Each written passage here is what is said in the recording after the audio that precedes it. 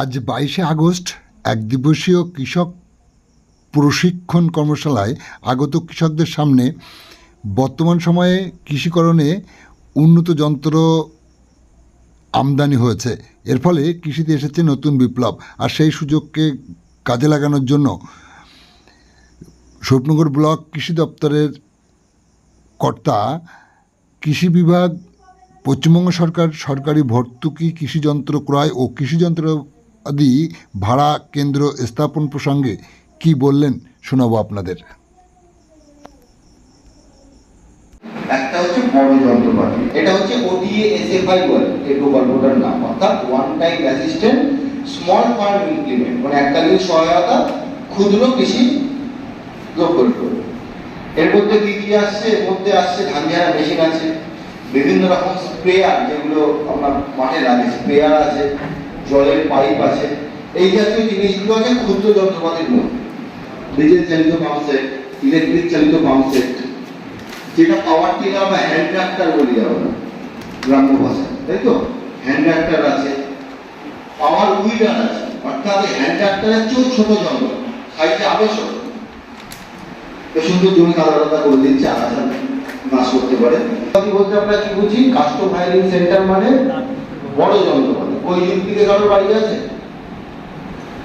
বা গোবিন্দপুরের দিকে বাড়ি আছে, আপনারা দেখেছেন গোবিন্দপুরে বীজ আব্দুল্লাহ বলে একজন আছে, যন্ত্র নিয়েছে, পাওয়ার ট্রাক্টর, ওই সেই ফসল ঝাড়ার যন্ত্রপাতি এইসব নিয়েছে।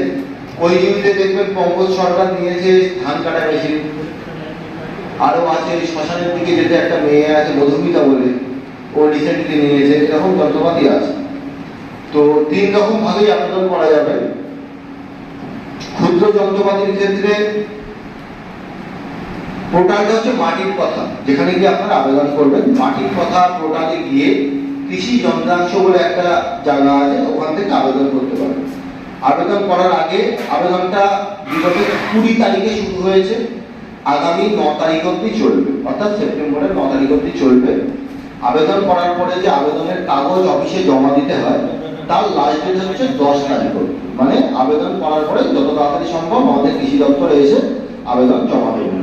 কি কি জমা দেবেন? আবেদন করার পরে অনলাইনে একটা আবেদনের কাগজ বেরোবে, আবেদনপত্র, সেইটা দেবেন। তার সাথে আবেদন করতে যা যা ডকুমেন্টস লেগেছে, অর্থাৎ ভোটার কার্ড, আধার কার্ড, আপনার ব্যাংকের পাসবইয়ের জেরক্স, আপনার জমির পর্চার জেরক্স, যেগুলো লাগে সেইগুলো একত্রিত করে 3টে সেট বানাবেন।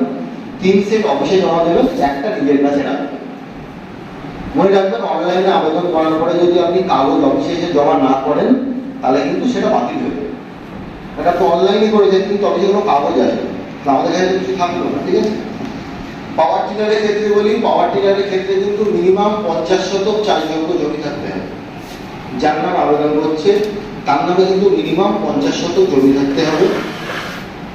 আবেদন ধরুন আপনি করলেন, আপনার নাম স্যাংশন হলো, আপনাকে অফিস থেকে ফোন করে ডাকলো, ডাকার পরে আপনাকে মাল কেনার জন্য চিঠি দিল। ওই চিঠি দেওয়ার একটা নির্দিষ্ট সময় থাকে, যে চিঠি দেওয়ার হয়তো 7 দিন কিংবা 10 দিনের মধ্যে আপনাকে জিনিসটা কিনে অফিসে আনতে হবে। অর্থাৎ যে আপনি সাবসিডিটা পাবেন, সেটা কিন্তু আপনাকে প্রথমে মালটা কিনতে হবে, অফিসে তার বিল আসবে, জিও ট্যাগিং হবে, বিল ছাড়া হবে, তারপরে তার জন্য বরাদ্দ যে সরকার আপনাকে সাবসিডির অ্যামাউন্টটা দিয়েছে, সেটি আপনার অ্যাকাউন্টে সাবসিডি হিসেবে ঢুকে যাবে।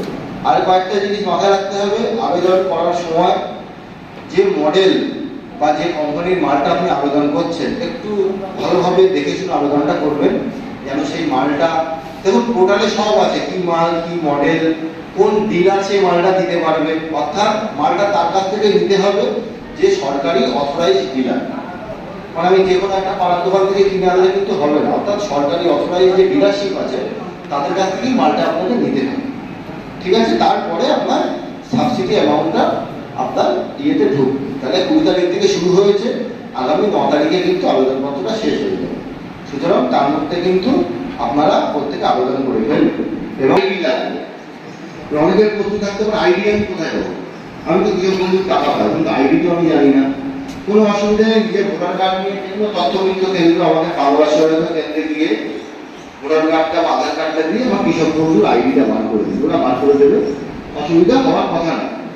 আবেদনটা করে দেবেন এবং আবেদন করার পরে হার্ড কপিটা অফিসে এসে জমা দেবেন। এবং মনে রাখবেন, পাবেন, এক পরিবারের থেকে কেবল একজনই পাবেন, অর্থাৎ স্বামী স্ত্রী উভয় কিন্তু আবেদন করা যাবে না।